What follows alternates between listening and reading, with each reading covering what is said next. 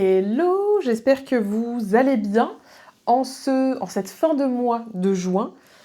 Alors, on se retrouve pour, je prends une petite note, la vidéo coulisses du trimestre. Vous aviez adoré ça le trimestre dernier. Je vous avais proposé de vous parler un petit peu de ce que je vis en transparence. Alors, je le dis là, il n'y aura pas de montage, pas d'incrustation. C'est vraiment un format où je vous raconte ce que je peux bien sûr vous raconter, mais ce qui se passe dans mon business, les décisions que je prends, etc. Et vous aviez adoré le premier épisode. Donc, si vous ne l'avez pas vu, je vous remettrai une fiche par là, je crois, pour que vous puissiez voir la première vidéo. Elles peuvent se voir l'une sans l'autre, il n'y a pas de souci, mais si vous voulez avoir tout le cheminement, c'est intéressant. Et si vous avez des questions ou s'il y a des choses sur lesquelles vous voulez rebondir, vous pouvez vous servir de l'espace commentaire, c'est fait pour ça. Donc on est actuellement en épisode caniculaire en France, j'ai la chance d'avoir une clim dans mon bureau et je pense que sinon je n'aurais absolument pas pu tourner cette vidéo. Donc j'en profite et je suis également accompagnée de ce qu'il reste de mon café latte. C'est une recette que j'ai testée après avoir vu un réel sur Instagram, voilà, victime du contenu sur les réseaux sociaux. C'est un café glacé au peanut butter. Et ben écoutez,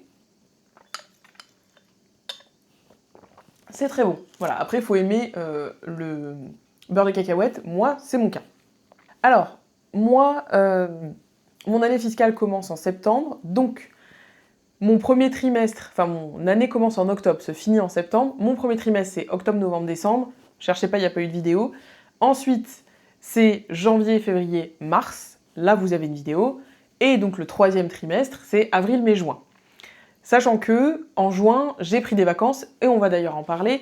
Donc c'est un trimestre un peu particulier. Quand moi je pars en vacances, je prends généralement 3 semaines. Donc il y a quand même une grosse partie du trimestre où je n'étais pas là. Mais on va y revenir. Alors, qu'est-ce qui s'est passé en avril, mai et juin ? Déjà, il y a eu la fin de l'atelier stratégique. C'est un accompagnement de groupe que j'ai lancé en début d'année avec des travel planners un peu plus avancés qui voulaient avoir de l'accompagnement et de la partie stratégique sur leur prospection, leur acquisition, sur le développement de leur business. Donc elles étaient 4 dans le format. Je leur fais un petit coucou d'ailleurs si elles passent par là. C'était un format hyper chouette. Accompagner un petit groupe, moi je trouve ça génial parce que je peux du coup me focus vraiment sur chacun de leurs business. Pour certains lives par exemple, je suis allée regarder les descriptions de leurs offres sur leur site.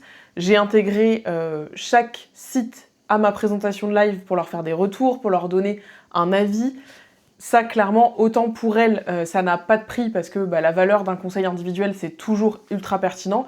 Et moi, c'est quelque chose que j'adore, faire du conseil business, aller creuser, venir réfléchir, analyser des chiffres, analyser des données. C'est toujours hyper pertinent. Moi, je trouve ça passionnant. Je le fais en mentorat individuel. On n'est clairement pas sur les mêmes budgets. Là, l'atelier stratégique, c'était un bêta-test. C'est un format que j'ai beaucoup aimé animer. Ça faisait beaucoup sur le début d'année. Donc, pour l'instant, c'est pas un format que je vais remettre en route. Je pense même pas d'ici fin 2026. Pour être très honnête avec vous, je voulais le relancer sur la deuxième partie d'année, peut-être pendant l'été et sur la fin d'année, mais il faut raison garder. Ce serait me mettre des bâtons dans les roues, très clairement. Donc, je ne vais pas le faire, je ne vais pas relancer l'atelier stratégique pour l'instant. Peut-être que ça sera relancé en 2027. Je ne sais pas, 2027 est déjà loin, parce que oui, j'ai toujours un très gros projet de fond qui va me prendre du temps, et j'ai envie de me concentrer là-dessus. Mais honnêtement, c'était 3 mois qui sont passés hyper vite pour le coup. Bon, je pensais pas que ça se passerait aussi vite. On se retrouvait en gros toutes les 3-4 semaines. Il y avait un live thématique. En amont, elles ont rempli des formulaires où moi j'ai pu avoir plus d'infos sur leur business.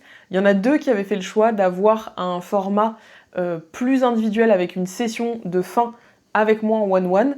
Les sessions ont été réalisées, c'était très chouette aussi. Donc franchement, j'ai adoré animer ce format, j'aime beaucoup animer des formats stratégiques. C'est un truc dans lequel je suis dans ma zone de génie, je le sais, parce que je vois aussi les retours qu'elles m'ont fait, je vois aussi l'impact que ça a. Donc voilà, j'ai clôturé l'atelier stratégique, j'ai pas encore fait le questionnaire de satisfaction, voilà, je suis très transparente avec vous.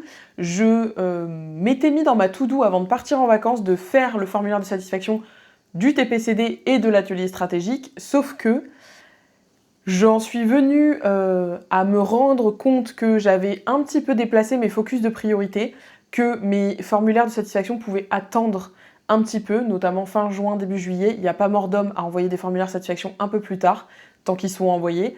parce que très clairement, avant mes vacances, la priorité, elle n'était pas là. Donc, est-ce que je relancerai des formats comme ça? Oui, très certainement. Là, j'ai encore une mentorée en individuel en cours, et pour l'instant, je n'ai plus d'animation de format. Donc, je relancerai certainement, mais pas tout de suite. J'ai aussi fait les interventions du TPCD, donc le Travel Planner Connect D. C'est un rendez-vous, c'est une rencontre que j'anime, c'est la 2e année, qui est ouverte à tous, donc que ça soit des apprenants de mes formations, de mes mentorats, et des gens qui ne sont aussi pas du tout clients ou qui n'ont même pas fait de formation, qui se lancent à peine. Donc c'était sur Lyon. On est parti à Lyon, donc c'était le week-end du 22-23, enfin vendredi 22, samedi 23. C'était hyper cool. J'avais 2 intervenantes, donc Kenza qui est spécialiste de l'intelligence artificielle, parce que je trouve que c'est un sujet déjà qui est surabordé dans l'entrepreneuriat. Je pense qu'il faudra qu'on en reparle. Peut-être je vous ferai un petit podcast comme ça pour vous donner mon avis. Je trouve qu'on nous bassine avec l'intelligence artificielle.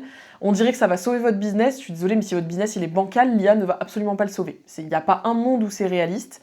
Et dans le tourisme, je trouvais ça hyper intéressant d'avoir son point de vue sur la partie technique, ce que fait vraiment l'IA, et sur l'impact que ça peut avoir sur le voyage. Et il y avait aussi Mathilde, qui est ma consultante marketing, donc qui rédige notamment tous mes contenus textuels sur mon site, qui est intervenue le samedi pour parler un petit peu format table ronde, répondre à des questions. On a parlé SEO, on a parlé blog, on a parlé visibilité, bref, on a parlé de beaucoup de choses. C'était hyper intéressant. Je vous mettrai le vlog si vous voulez voir ce que ça rendait. Il y avait un dîner exclusif le vendredi soir où on était 15. Alors, je pense que si on nous avait pas un peu mis dehors, on y serait toujours. Le dîner a été hyper chouette. Alors, les journées aussi, hein, mais en petit comité, c'est un petit peu différent parce que forcément, on parle un petit peu plus avec plus de gens et on parle aussi d'autres choses que du business. Moi, c'est ce que j'apprécie dans ces rendez-vous, c'est que on parle pas que du métier de travel planner, on parle pas que d'entrepreneuriat, on parle aussi de ce qu'on vit, de ce qu'on traverse, de qui on est, de ce qu'on aime, etc. C'était hyper cool. Vraiment, on a passé une soirée, mais délicieuse, on a beaucoup ri, c'était vraiment très chouette. C'est un format que j'aime beaucoup, le TPCD, parce que en fait, ça brasse les gens. Moi, il y a des gens que j'ai rencontrés là, qui ont été mes clientes en mentorat, que je connais depuis peut-être 4 ans et que j'avais jamais rencontré. Donc franchement, c'était trop cool. Encore une fois, le lieu était vraiment très chouette.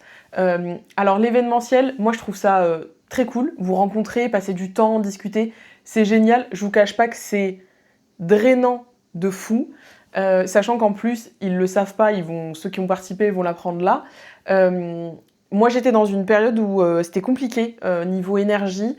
J'avais peur de pas être assez présente, pas assez efficace, pas assez performante. J'ai un vrai problème avec la performance, mais j'y travaille. J'avais peur de pas leur donner assez pendant les interventions, qu'ils soient déçus. Ça, c'est ma grande problématique. J'ai toujours peur que les gens repartent avec trop peu de choses. Ce qui n'a pas été le cas, hein. Personne n'a trouvé que c'était pas assez. Mais je pense qu'ils l'ont pas vu. Mais vraiment, pour moi, ça a été 2 journées qui ont été très drainantes. Je suis rentrée, j'étais épuisée, parce que j'étais déjà épuisée en amont, faut dire ce qui est. Ah oui, j'ai noté un truc dont je voulais vous parler. J'ai accepté pendant mes interventions de sortir du cadre. C'est-à-dire que moi, quand j'interviens, j'ai des présentations, il y a un fil conducteur, etc. Et à plusieurs reprises, les personnes qui participaient ont posé des questions qui n'entraient pas dans le cadre de la présentation. Et moi qui suis là-dessus un petit peu, je me dis j'ai une présentation, il faut que je la fasse en entier, sinon c'est décousu, ils vont rien comprendre, et puis ils n'auront pas la totalité de ce que je veux leur donner, etc. Alors en soi, comme ils savent pas ce qu'il y a dans la présentation, si tout n'est pas délivré, c'est pas grave. Et en fait, je me suis dit, Élise, lâche ce truc-là de perfection de ta présentation, pars sur les questions, ça fera des temps d'échange, et en fait c'était hyper intéressant, les questions étaient hyper pertinentes. Donc du coup, j'ai lâché ce truc de « il faut absolument que je fasse toute ma présentation, sinon les gens vont se dire que c'est nul ». Pas du tout, les échanges étaient hyper intéressants. Je me rappelle d'une question sur laquelle on a discuté longuement avec Juliette, qui est une de mes apprenantes. C'était hyper intéressant. Donc j'ai accepté de lâcher prise là-dessus. C'est pas évident pour moi de faire ça, je vous assure, parce que la présentation, c'est un truc sur lequel je travaille, où je me dis « voilà, je veux leur dire tout ça ». Et j'ai l'impression que si je leur dis pas tout, ça va être la catastrophe. C'est pas du tout le cas. Ça a été un événement qui était très cool. Maintenant, l'événementiel, c'est compliqué parce qu'en termes de budget, moi, j'aimerais pouvoir faire plus de choses et que ça reste dans des budgets corrects. Et c'est pas évident. On va être très honnête, aujourd'hui, faire de l'événementiel. Alors, c'est clairement absolument pas rentable. Moi, j'y vais de ma poche sur ces événements. Peut-être qu'un jour, je serai à l'équilibre. Là, on n'était pas très loin, mais c'est pas le cas. Donc, j'y vais de ma poche. Je me rémunère pas. Les intervenants qui viennent à titre gracieux, certains, pas tous. Là, cette année, c'était le cas. Parce que c'est des gens que je connais et qui me font la gentillesse de venir. Mais quand il faut financer des interventions, ça a aussi un coût. Il y a du logement, il y a les frais de l'équipe, puisque c'est moi qui prends tout en charge, les déplacements, etc. Le problème, c'est que l'événementiel, c'est devenu extrêmement cher. Proposer même là des journées à 100-150 euros, c'est vraiment le bas du bas en tirant au max. Et c'était sur Lyon, donc je sais qu'il y a eu des déçus parce que pour vous aussi, ça fait un coût de payer les 2 jours, le transport, l'hébergement, etc. Et honnêtement, je pense que ça va aller vers le plus, parce que depuis que je fais de l'événementiel, tous les budgets, tous les ans, sont plus élevés. Et parfois pour des prestations limites, là honnêtement où on était, le lieu était très beau, l'équipe était très réactive, mais on a déjà eu des événements où, pour le budget qui avait été validé, je trouvais que c'était un peu léger. Donc voilà, ça a été un grand moment aussi du mois de mai, puisque en gros quasiment tout s'est terminé un peu en même temps. Le TPCD c'était le 22-23, la fin de l'atelier stratégique c'était la semaine suivante. Donc en fait ça a été un petit peu le tourbillon avril-mai, et il fallait aussi préparer les vacances. C'était la première fois que je partais en vacances depuis que Pauline, mon assistante administrative, est arrivée dans l'équipe. Donc ça a changé aussi la physionomie de mon absence, c'est-à-dire que avant c'était Ambre qui gérait quand j'étais pas là. Maintenant Pauline gère une grande partie des choses, notamment boîte mail, etc. Et je lui ai déjà fait le retour et je vais le dire là, je suis rentrée donc mercredi. Je n'ai pas travaillé mercredi, j'ai travaillé 2 heures hier, jeudi. Et j'ai eu le plus grand des bonheurs de voir que, en fait, tout était noté comme on se l'était dit avant de partir. J'avais pas trop de doutes, parce que Pauline travaille extrêmement bien. Mais tout était centralisé, noté. Elle a relevé des choses qu'elle a vues quand j'étais pas là, sur lesquelles elle avait besoin d'un avis. Du coup, je vais donner un retour. En fait, voilà, tout a été traité, tout a été fait dans les temps, tout a été bien fait. Elle m'a pas dérangée sur une chose. Alors oui, elle m'a, entre guillemets, dérangée sur un sujet, mais qui était un sujet comptable et qui était important. Donc, pour moi, il n'y a pas de souci là-dessus. Sinon, j'ai passé 3 semaines, l'esprit libre, à profiter de mes vacances. Et je suis rentrée avec toute la traçabilité, tout le suivi. Ça, franchement, c'est un confort qui est quand même assez incroyable.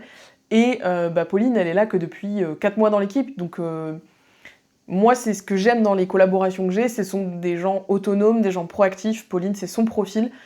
Franchement, c'est un bonheur de l'avoir dans l'équipe. Moi, ça m'enlève une charge mentale folle. Et ça me permet de partir en vacances tranquille, quoi. Et c'est très bien parce que ça va faire le lien avec les vacances. Alors, les vacances, pour tout vous dire, je vais être très très très honnête sur le mood que j'avais avant de partir en vacances, sur comment je me sentais. J'ai eu en ligne de mire que ces vacances allaient répondre à tous mes doutes et à toutes mes questions.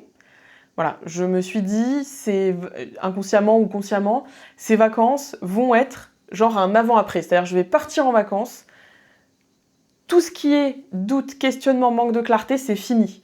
Je vais rentrer, j'aurai les réponses, j'irai mieux, je serai reposée. Alors, dans la réalité des faits, j'ai mis 10 jours, je pense, à vraiment me déconnecter. Mon mari a eu la gentillesse de ne pas me faire remarquer que je parlais beaucoup de travail. Et de toute façon, je parle beaucoup de travail. Et je parle beaucoup de travail quand je suis préoccupée, quand je suis stressée, quand je doute de ce que je traverse ou des décisions que je prends. Je pense que j'étais tellement fatiguée avant de partir en vacances que j'avais vraiment un brouillard mental, j'avais du mal à faire le tri dans mes idées, j'avais du mal à être confiante dans mes choix. Donc j'ai mis vraiment du temps à déconnecter. Et en fait, quand je suis rentrée, avant de rentrer, quelques jours avant, j'en ai parlé à une amie. Et là, je vais vous livrer vraiment quelque chose que je ne livre que très peu. J'ai expliqué à une amie que, en fait, j'avais pas envie. Voilà, j'avais pas envie de revenir travailler, j'appréhendais le retour, que je me sentais pas du tout d'attaque de reprendre. Chose que je fais très peu. Moi, je me livre très très peu sur ce que je traverse. Si vous me demandez si ça va toujours. Voilà, vous en rendez certainement compte si vous me suivez, notamment sur Instagram. Je suis pas le genre de meuf qui pleure en story ou qui vous fait le marketing de la misère humaine ou de la difficulté de ma vie, voilà. On traverse tous des choses difficiles, plus ou moins. On a tous des galères de vie, c'est normal. Moi, ça fait pas partie de mon branding, voilà. Je n'utilise pas ça pour vendre, pour faire pleurer dans les chaumières, c'est pas du tout qui je suis.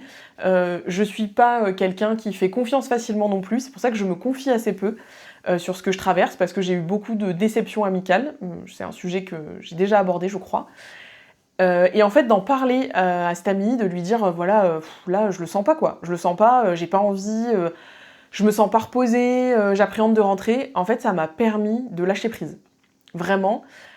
Et pour le coup, c'est fou à dire, mais de le conscientiser, de le dire, donc d'accueillir aussi ce truc-là, ça m'a permis de lâcher, de le sortir, et ça a complètement changé mon état d'esprit.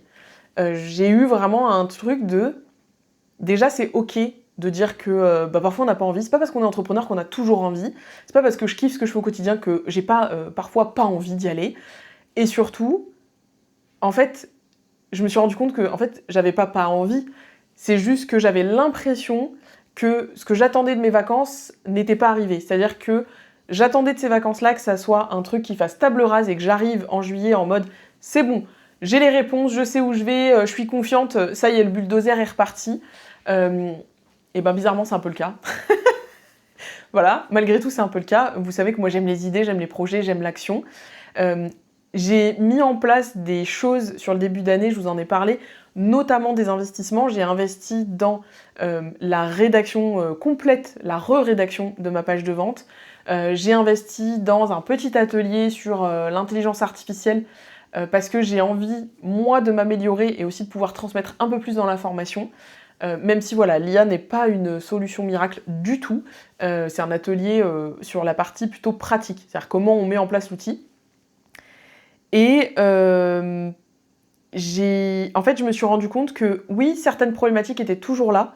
Je trouve que 2026 est une année plus difficile, notamment, alors sur la consommation, on s'en rend tous compte. On n'est pas dans un climat mondial forcément très simple, nous dans le voyage encore moins. Les gens se questionnent beaucoup. Moi, je le vois, j'en ai parlé dans la précédente vidéo. Je vois de plus en plus de concurrence se lancer. Et je suis retombée dans un travers où je regardais trop, en fait, cette concurrence-là. Et parce qu'aussi, on m'en parle. Et ça, il n'y a aucun souci, voilà, qu'on me challenge en me disant « j'ai vu tel truc, quelle est la différence, etc. » Moi, j'ai pas de souci avec ça, je sais ce que je vends. Mon produit, j'y crois à 2000%. Quand je vois les résultats de mes apprenants, je veux dire, j'ai pas besoin de me poser de questions là-dessus. Mais malgré tout, je vois qu'il y a des choses qui changent, qui évoluent. Et j'avais l'impression que ces vacances, elles allaient me permettre justement de me dire « Ok, c'est bon, Élise, t'as pris les bonnes décisions. » Comme je vous l'ai dit, je peux toujours pas en parler parce que c'est un projet très long terme. Je suis sur un très gros projet de fond. On a fait des premiers tests là sur fin mai. On va refaire en juillet. Ça fonctionne ultra bien, vraiment. Je suis très contente de ce que je vois des premiers tests. Si ça fonctionne, ça va être game changer pour les travel planners. Donc je fais tout pour. Mais c'est un très gros projet, c'est un projet à plusieurs milliers d'euros. Donc clairement, c'est toujours pareil. Les projets, quand vous investissez, vous savez jamais le retour que vous allez avoir. Et j'en parlais avec cette même amie et je lui disais, en fait, moi j'ai choisi d'investir. C'est-à-dire que je prends des décisions, la business, pas dans la peur, mais dans l'action. C'est-à-dire que j'ai investi dans la rédaction, j'ai investi dans ce grand projet, j'ai investi dans moi de la formation. Je vais revoir mon coach, je pense, parce que là je sens que j'en ai besoin pour moi, pour prendre du recul, pour gérer justement ce gros projet-là, gérer on va dire l'impact que peut avoir ce projet-là, et gérer aussi la prise de recul que j'ai besoin d'avoir et que j'ai encore du mal à trouver. Donc c'est pareil, c'est de l'investissement, parce que c'est un coach, on est sur plusieurs centaines, voire milliers d'euros quand je me fais accompagner. Et je suis persuadée, voilà, je vous le dis aujourd'hui, et vous m'aurez demandé il y a 2 jours, alors sur ça, si, j'ai toujours été très convaincue que ce sont les bonnes décisions. Je sais que c'est très dur d'investir quand, en plus, vous voyez que le marché se tend un petit peu, ou quand vous avez très peu à investir. Moi, j'ai choisi d'investir très vite dans mon business, je ne l'ai jamais regretté. Parfois, ça n'a pas apporté tout à fait les résultats que j'attendais, mais globalement, ça a plutôt bien fonctionné. Je sais que ces décisions n'ont pas été prises dans la peur du manque, mais ont été prises dans la mise en action. Et je sais que quand je suis dans ce mood-là, dans cette énergie-là, ça marche. Ça marche pour moi, en tout cas. Oui, je voulais vous parler. Oui, je suis plus accompagnée par mon coach depuis plusieurs mois. Je pense depuis le printemps dernier, je crois, ou l'été dernier. On a clôturé les 2 cycles d'accompagnement parce que je me sentais bien. Sur les thématiques qu'on avait travaillées, ça allait. Et là, avec justement les doutes que je traverse, avec le marché qui évolue, avec les sujets, moi, de fond que je traite, la posture que j'ai maintenant et ce gros projet de fond, je me suis dit, j'ai besoin, là je le sens, j'ai besoin de revoir Raphaël, j'ai besoin de refaire un point, ou peut-être 2, 3, je sais pas encore. Donc je lui ai écrit, voilà, moi je suis très action-réaction, j'ai conscientisé que j'avais un problème, j'ai besoin d'avoir un accompagnement. Raphaël a été un super accompagnant quand j'ai choisi de travailler avec lui, donc je vais le ressolliciter. Et je pense que dans l'été, certainement, je vais travailler avec lui, parce que j'en ai besoin. Et j'ai pris conscience que ce n'était pas un aveu de faiblesse que de se faire accompagner. Au contraire, c'est être conscient qu'on a des zones d'ombre et qu'on a besoin d'aller les travailler. Aujourd'hui, c'est le cas. J'ai besoin de travailler sur ma prise de recul. J'ai besoin de m'accorder le fait de nourrir ma vie perso. Parce que là, comme je n'ai pas de gros projets, enfin j'en ai un, mais ça n'occupe pas tout mon temps, il y a une Élise en moi qui aurait tendance à se dire on peut lancer une offre, on peut relancer un truc stratégique, on peut faire, on peut combler le vide. Moi j'aime pas le vide, je pense.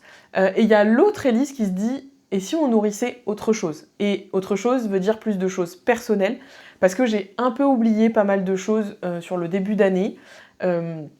J'ai un peu maltraité notamment une partie de ma santé alimentaire. Je rentrais pas dans ce sujet-là parce que c'est très personnel et très particulier comme sujet. Moi j'ai un rythme alimentaire qui est assez particulier. Et quand je suis stressée ou etc., je fous un peu le bazar là-dedans.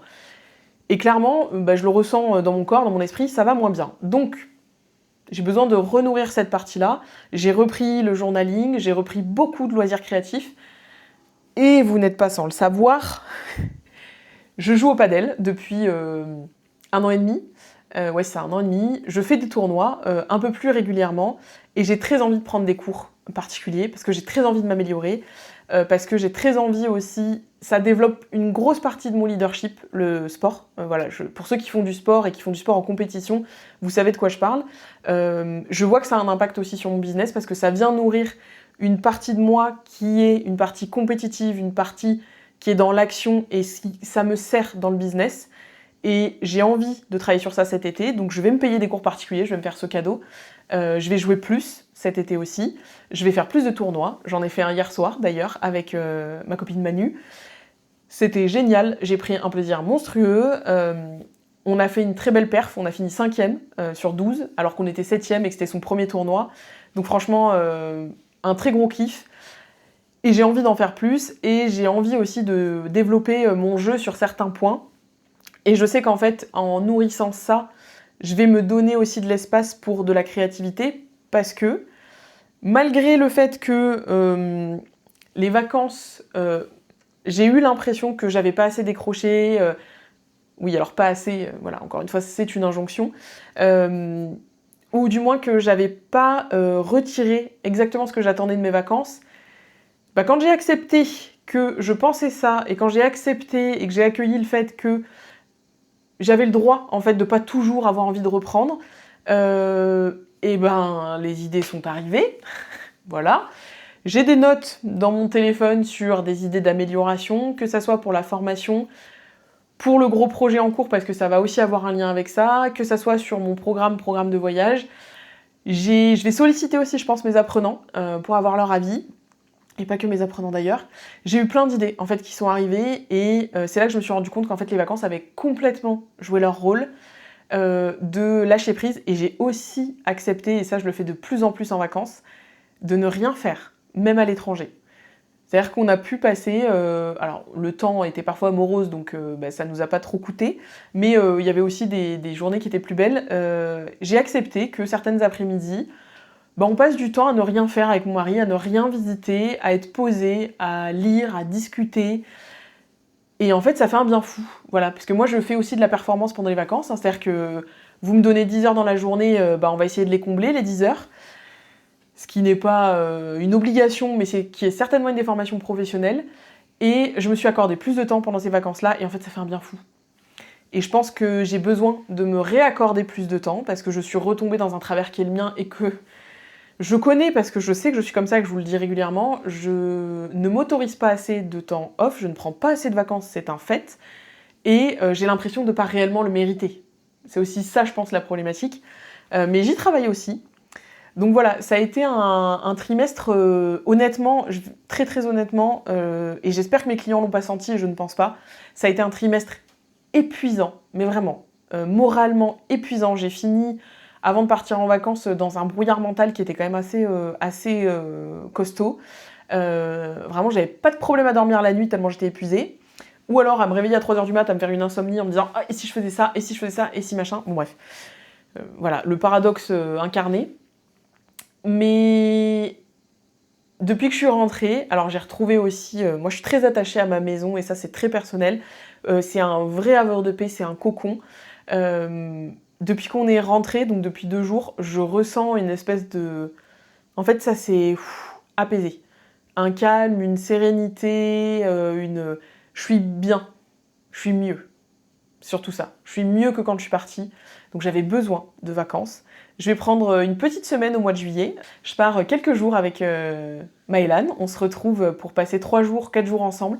Ça va être très cool. Je suis très contente de la retrouver pour un petit voyage entre copines. Ça va être très très cool. Et je m'autorise ça. Voilà, je serai rentrée de vacances depuis 3 semaines, mais c'est ok. Je sais que je vais avoir du boulot sur un gros projet qui me tient à cœur, et en même temps je vais venir nourrir beaucoup de parties plus personnelles de ma vie, et là j'en ai besoin. L'été dernier j'avais fait ça aussi, j'avais travaillé beaucoup moins. Je travaillais 4h30 par jour, et j'avais donné de la place à d'autres choses. Je trouve que l'été c'est un bon moment pour faire ça aussi. Et en fait le bon moment c'est le moment où vous en avez besoin. Moi je le ressens, là j'ai besoin de ça. Et je sais qu'en fait ça va nourrir aussi mon quotidien d'entrepreneur, ça va nourrir ma vision. Donc je suis hyper alignée. Voilà ce que je voulais vous dire pour ce trimestre. Si ça vous a plu, n'hésitez pas à liker la vidéo, à la commenter, même à me poser des questions si vous en avez sur ce trimestre, sur ce que j'ai vécu, comment je le traverse. Mais voilà, je trouve toujours ça intéressant chez les autres de voir ce qui se passe, qu'est-ce qu'ils décident de faire, comment ça se passe pour eux, sur quoi ils doutent, comment ils se sentent. Donc j'espère que ça vous plaît aussi, que ça vous permet de voir un peu l'envers du décor, parce que on voit rarement les coulisses des gens. Et puis écoutez, je vous dis rendez-vous fin septembre pour du coup la dernière vidéo sur cette année-là. Mais je pense qu'on va continuer ce format parce que j'ai l'impression qu'il vous plaît beaucoup. Et moi j'aime bien vous parler de façon beaucoup plus neutre, brute comme ça, voilà, il n'y a pas de montage.